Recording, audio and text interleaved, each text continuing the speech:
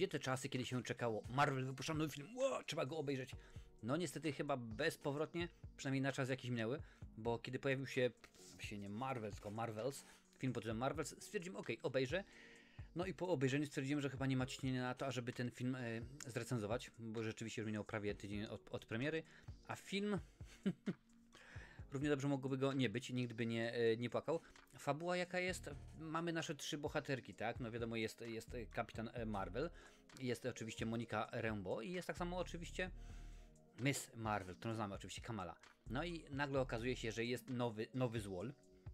Zdarza się pojawić taka właściwie, bo to dziewucha jest, która kradnie. Tutaj z tej planety kradnie wodę, z tej kradnie powietrze, tutaj gdzie chce jeszcze ukraść coś i coś, no i dziewczyny muszą pomóc, a przy okazji jest kłopot, ponieważ za każdym razem jak używają swoich mocy, to im się właśnie to się zmieniają, tymi nie tyle mocami, co miejscami. No i to jest cały klops, no i oczywiście o to wszystko chodzi.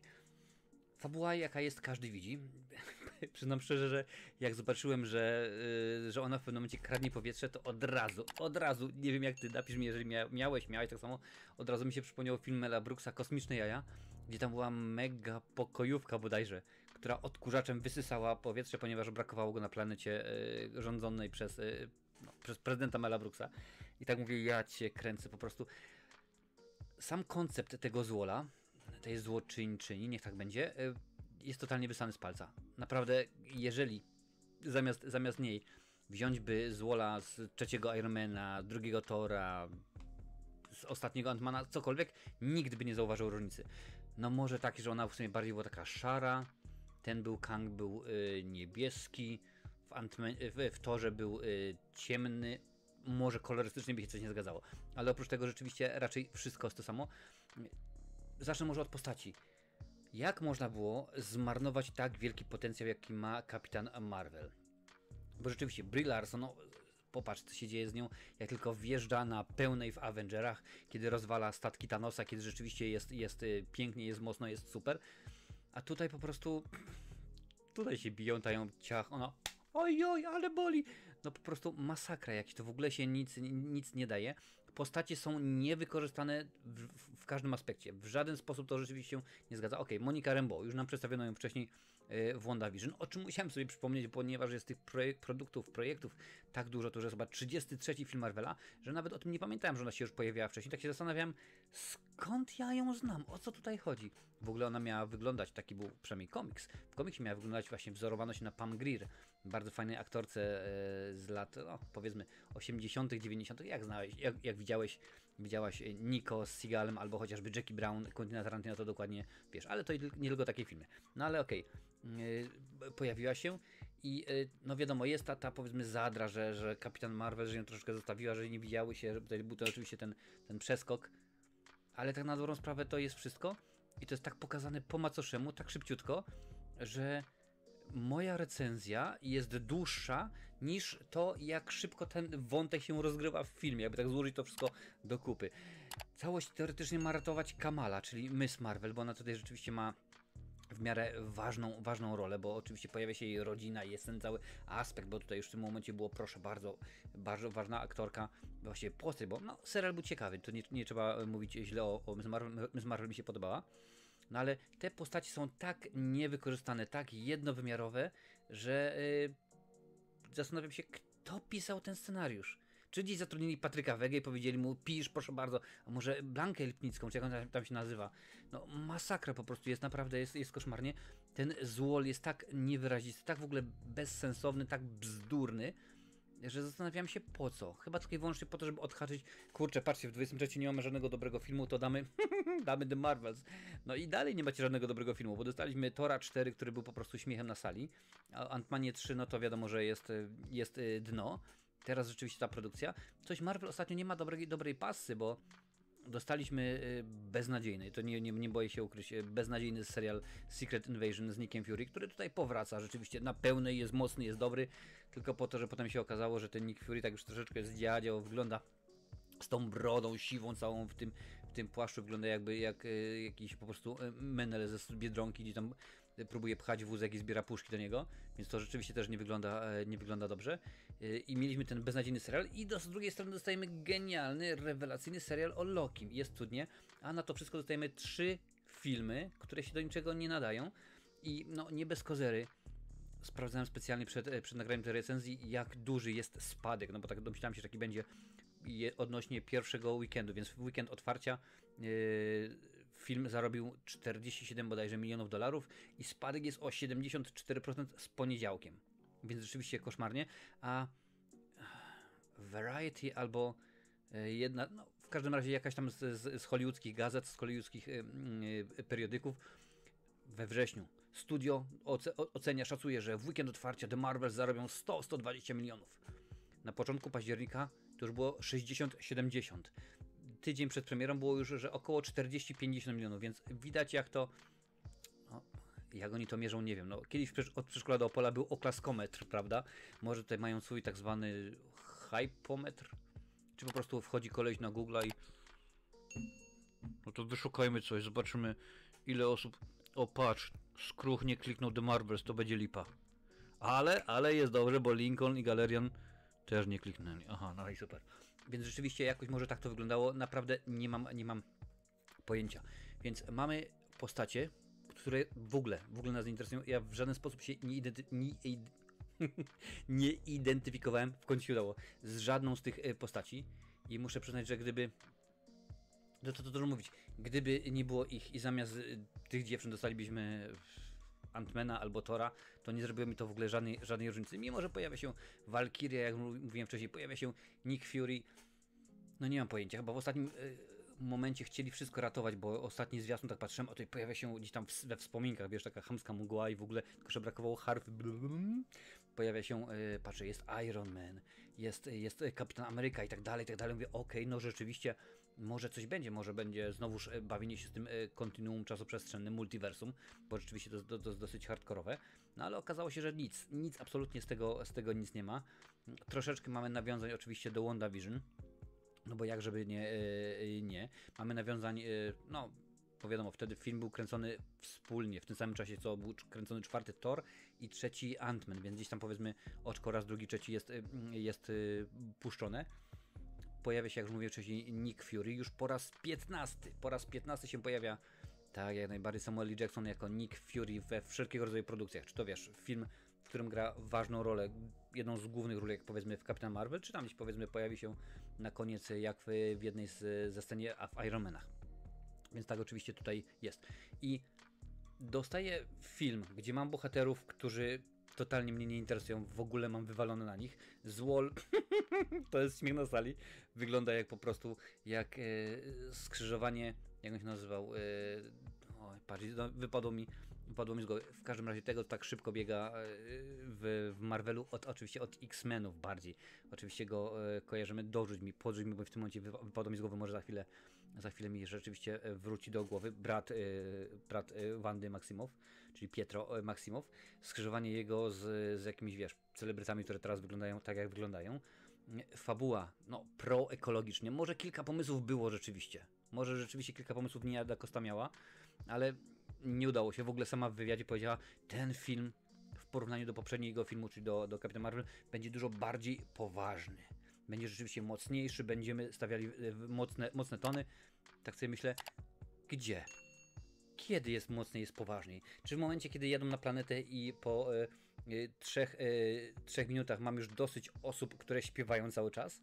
To mi się na początku podobało, mówię, troszkę takie bollywoodzkie, w porządku, Kamala, aha, a rzeczywiście to ma ręce i nogi, ale później to się wszystko rozmyło i po prostu upadło. Czy w momencie, kiedy nagle dowiadujemy się, że one się biją i jak głupia Kamala, powiedzmy, traci moce czy coś, no nie, no nie specjalnie cokolwiek się w tym filmie udało, tutaj tak patrzę właśnie na ciekawostki, a niewiele było interesujących faktów, które można byłoby poruszyć względem tego filmu i oczywiście po napisach jest, za chwilę o niej powiem.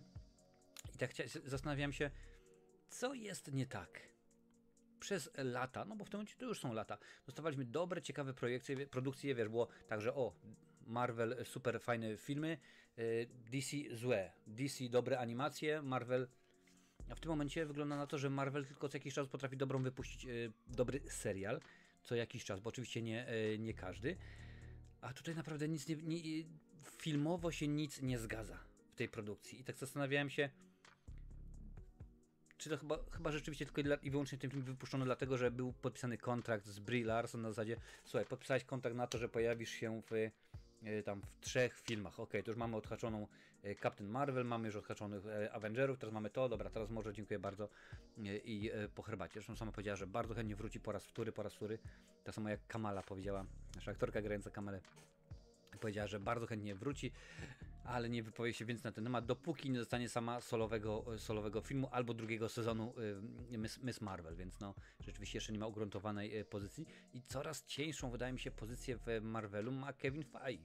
Tak mi się wydaje, bo rzeczywiście no tutaj nie jest dobrze, nie jest ciekawie, źle odbieramy te ich filmy, bo są beznadziejne, bo są sztampowe, bo są słabe. No i cóż, no nie wiem, naprawdę nie wiem co ci powiedzieć. Filmu nie mogę ci polecić, naprawdę nie mogę ci polecić. Film jest nudny jak flaki z olejem. Okej, ja wiem, że gdzieś tam niby jest przypisane, że każda z tych głównych postaci w Marvelu, powiedzmy, dostaje swój beznadziejny film, tak? No przyjmuje się, że Iron Man miał trzecią część słabą, przyjmuje się, że Thor miał drugą część słabą. Ant-Man, no to wiemy, że trzeci był koszmarny. No i też Avengersi 2 nie byli super, ale mimo wszystko Avengers 2, Thor 2, czy chociażby trzecia część Ironmana były lepsze, ciekawsze i bardziej interesujące niż ta produkcja i no nie bez kozery Marvels wylądował na 3. miejscu od końca najgorzej ocenianych filmów na Rotten Tomatoes. Ostatnim jest Eternals, którego szykują w ogóle kontynuację, to są dopiero jaja. Film nie zarobił dobrych pieniądzów, film jest źle odebrany przez fanów i krytyków, a nie robią kontynuację. Brawo, rewelacja. Powyżej jest oczywiście trzecia część Ant-Mana, czyli Ant-Manioza Quantumania. No i teraz dostajemy ten film, który po prostu jest całkowicie beznadziejny. Jest produktem filmopodobnym, który straci mnóstwo pieniędzy. No widzisz, będą mogli sobie odpisać od podatku. Niedawno to Warner Brothers zrobiło, ale nie do końca by się okazało, że jednak Willy i Coyote dostanie swój film. Ale to insza inszość. I ten film nie jest dobry, nie polecam go. Jak chcesz sprawdzić moją ocenę, to zobacz sobie na Filmwebie i mam nadzieję, teoretycznie w przyszłym roku Marvel zapowiedział, będzie tylko jeden film, ale za to w 25 będą chyba 3 czy 4 produkcje. Super, zróbcie sobie przerwę, dajcie sobie siana i zastanówcie się na tym, co robicie, bo ja bym na przykład wolał dostać jeden film co rok, ale żeby to była jakość Lokiego. No to byłoby, wiem, bardzo, bardzo ciężko, bo w tym momencie już na przykład do filmów o Avengersach już zgłaszają się kolejne osoby, które chciałyby reżyserować. Reżyser Moon Knight, a także reżyser Lokiego. Obydwaj osobno powiedzieli, tak, jak najbardziej możemy reżyserować Kang Dynasty. Zobaczymy, jak to wyjdzie. No, udało się przy okazji braci Russo i trzeciej i czwartej części Avengerów. Może tutaj się uda. Zobaczymy, czas pokaże. Ale oczywiście mówiłem wcześniej, że jest scena po napisach i teraz o niej powiem. I co jest ważne, będę zdradzał zakończenie filmu, no i jakie są tego efekty, bo rzeczywiście nie trzeba to powiedzieć, więc jeżeli nie było ci dane zobaczyć jeszcze filmu, no to musisz albo w tym momencie sobie wyłączyć, obejrzeć, nie oglądać film, ale obejrzeć film i potem wrócić. Sytuacja jest taka, w tym momencie film kończy się sceną, kiedy to właśnie Miss Marvel pojawia się u Echo, tak? U Echo, czyli u Kate Bishop, aż nawet tutaj sobie dokładnie sprawdzę, pojawia się u Kate Bishop, znana oczywiście z serialu Hawkeye i mówi, że no to wiesz, taki powiedzmy ukłon w stronę Nicka Fury'ego, który pojawił się w pierwszej części Ironmana u Tony'ego Starka. Zbieram ekipę. I ona też tutaj zbiera ekipę do młodych Avengerów i tak można pomyśleć, że na przykład w tym momencie będzie tam właśnie Kate Bishop, będzie Kamala, będzie syn Hulka, tak? Ten taki z włosami do tyłu zaczesanymi tak dziwnie. Kto w ogóle czesze włosy do tyłu? W każdym razie dużo postaci, no i to oczywiście ma być ukłon, ona się śmieje, o proszę bardzo, mam Intel i w ogóle, rewelacja. I po tym dostajemy, jest tylko jedna po napisach, tam 30 sekund i dostajemy, bo w trakcie walki jest tak, że no, żeby to wszystko ponaprawiać, te wszystkie dziury czasoprzestrzenne, które nasza złośnica powykręcała. Monika Rambeau, tylko ona może, jak najbardziej, tylko ona może, że tak powiem, to wszystko ogarnąć. Najpierw właśnie Kapitan Marvel i Miss Marvel ładują ją energią, ona to zamyka, ale musi być od środka tego, co mnie tak naprawdę zaskakuje, bo skoro to była dziura czasu przez nas z naszego uniwersum do miejsca, gdzie się, że tak powiem, pojawiła, skąd była nasza złośnica, a ona się pojawiała i te dziewczyny też miały możliwość przejścia.